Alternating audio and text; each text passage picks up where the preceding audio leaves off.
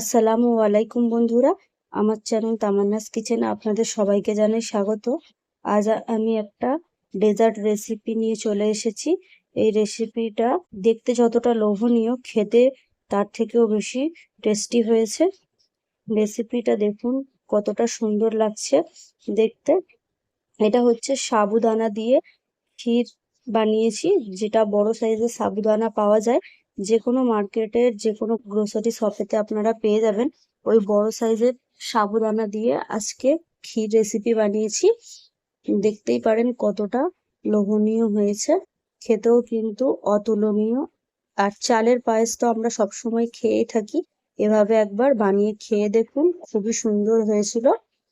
প্রথমে আমি রেসিপিটার জন্য একটা পাত্রের মধ্যে 1 লিটার দুধ নিয়ে নিচ্ছি।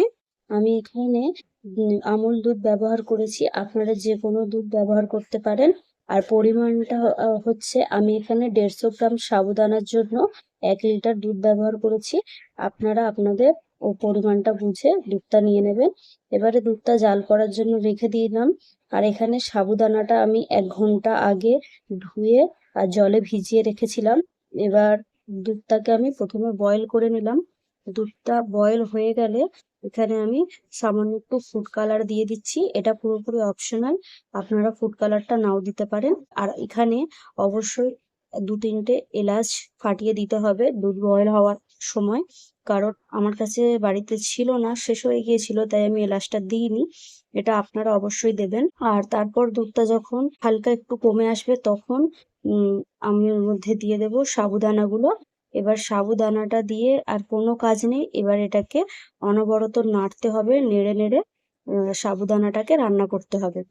আর এই পর্যায়ে কিন্তু নাড়া বন্ধ করলে একদমই চলবে না, নাড়া বন্ধ করলে তলায় জ্বলে যাবে, যার জন্য এখানে অনবরত নেড়ে যেতে হবে।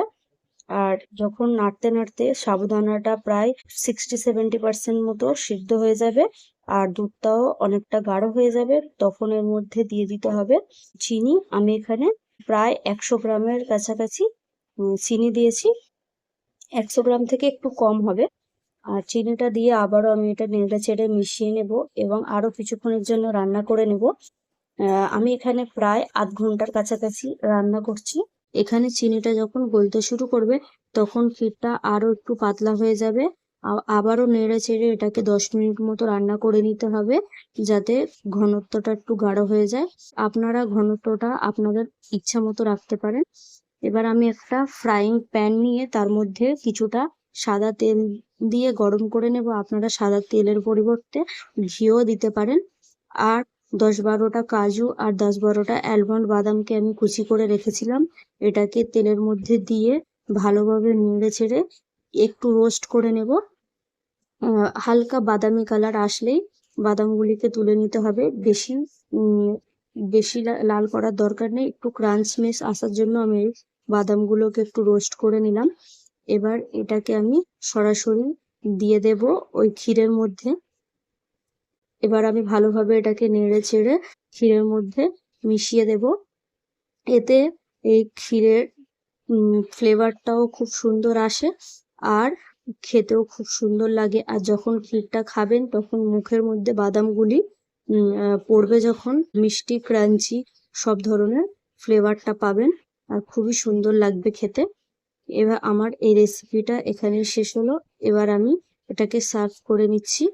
আপনারা এই রেসিপিটা সার্ভ করার পরে কিছুক্ষণ নর্মাল ফ্রিজে রেখে খাবেন, তাহলে আরো সুন্দর লাগবে। রেসিপিটা কেমন লাগলো অবশ্যই আমাকে কমেন্ট করে জানাবেন। আর ভালো লাগলে একটা লাইক করে আমার চ্যানেলকে সাবস্ক্রাইব করে পাশে থাকবেন এরকমই নিত্য নতুন ভিডিও পাওয়ার জন্য। আশা করি আপনাদের কাছে ভালো লেগেছে। আর আমার ভিডিওটি শুরু থেকে শেষ পর্যন্ত দেখার জন্য আপনাদের সবাইকে ধন্যবাদ।